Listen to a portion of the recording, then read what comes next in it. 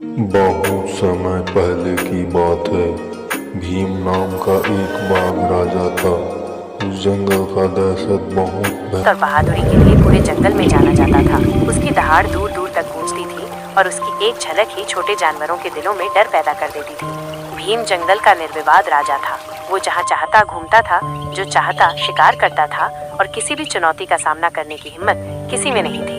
धीरे धीरे भीम के मन में अहंकार घर कर गया। वो खुद को जंगल का सबसे महत्वपूर्ण प्राणी मानने लगा।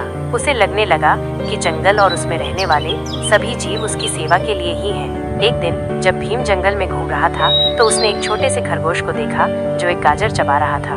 भीम ने गुस्से से दहाड़ लगाई, अरे वो तुच्छ प्राणी, क्या तुम्हें पता नहीं कि ये जंगल मेरा है? मेरी अनुमति के बिना तुम यहाँ कैसे चरने की हिम्मत कर सकते हो? खरगोश, जो भीम की दहाड़ से बुरी तरह डर गया था, कांपते हुए बोला, महाराज मुझे माफ कर दीजिए, मैं तो बस अपना पेट भर रहा था। भीम ने उपेक्षा से कहा, पेट भरना? तुम्हें तो मेरे शिकार के लिए तैयार रहना चाहिए। याद रखना, इस जंगल में जो कुछ भी है वो सब मेरा है। खरगोश डर के मारे भाग गया और भीम अपनी शक्ति पर मुस्कुराता हुआ आगे बढ़ गया। समय बीतता गया और भीम का अहंकार बढ़ता ही गया। वह अक्सर दूसरे जानवरों को बेवजह परेशान करता, उनसे अपना काम करवाता और उन्हें नीचा दिखाता। जंगल के छोटे जानवर उससे डरते थे और दूर रहने की कोशिश करते थे। एक बार जंगल में भीषण गर्मी पड़ी, तालाब और नदियां सूखने लगे और जानवरों के लिए पानी की कमी हो गई। भीम को भी प्यास लगी और वह पानी की तलाश में इधर उधर भटकने लगा। अंत में उसे एक छोटा सा तालाब मिला जिसमें थोड़ा पानी बचा हुआ था। जैसे ही भीम पानी पीने के लिए झुका, उसने देखा कि तालाब के किनारे कई छोटे जानवर भी प्यासे खड़े हैं। भीम ने दहाड़ लगाई, खबरदार, ये पानी सिर्फ मेरे लिए है। किसी और ने पीने की कोशिश की तो अच्छा नहीं होगा।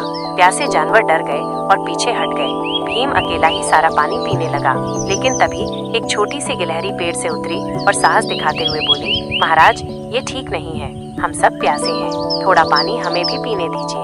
भीम गुस्से से लाल हो गया, तुम कौन होती हो मुझे बताने वाली? भागो यहाँ से वरना। लेकिन गिलहरी डरी नहीं। वह बोली, महाराज आप जंगल के राजा हैं, लेकिन ये जंगल सिर्फ आपका नहीं है, ये हम सबका घर है और हमें भी जीने का अधिकार है। अगर आप अकेले ही सारा पानी पी लेंगे तो हम सब मर जाएंगे।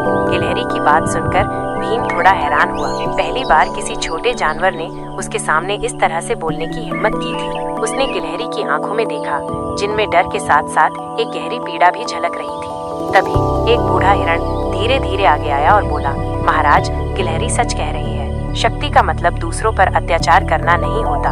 असली शक्ति तो दूसरों की मदद करने और उनकी रक्षा करने में है। याद रखिए, जंगल एक परिवार की तरह है और हर सदस्य का अपना महत्व है। बूढ़े हिरण की बातों ने भीम के दिल पर गहरा प्रभाव डाला। उसने आसपास के प्यासे जानवरों को देखा, उनकी आंखों में डेस्परेशन और दुख था। पहली बार भीम को अपनी शक्ति का गलत इस्तेमाल करने का एहसास हुआ। उसे याद आया कि कैसे उसने छोटे जानवरों को डराया और परेशान किया था। उसे अपनी गलती का एहसास हुआ। अहंकार की धुन उसके दिमाग से छंटने लगी और उसकी जगह करुणा और जिम्मेदारी की भावना ने ले ली। भीम धीरे से बोला, तुम सब पानी पी सकते हो। यह सुनकर प्यासे जानवर खुशी से झूम उठे और शांति से पानी पीने लगे। गिलहरी और बूढ़े हिरण ने भीम की ओर कृतज्ञता से देखा। उस दिन के बाद भीम बदल गया। उसने अपना अहंकार त्याग दिया और जंगल के सभी जानवरों के साथ सम्मान और दयालुता से पेश आने लगा। वह कमजोरों की रक्षा करता और जरूरतमंदों की मदद करता।